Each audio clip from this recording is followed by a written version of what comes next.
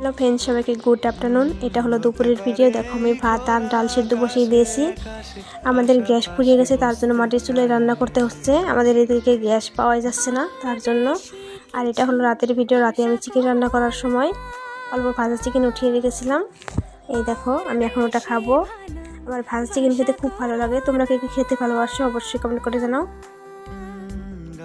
পরে দেখো এদিকে আমার তরকারি রান্না হয়ে গেছে। এখন আমি তরকারিটা নামিয়ে নিব। একটা গামলায় আমি তরকারিটা ঢেলে নিলাম।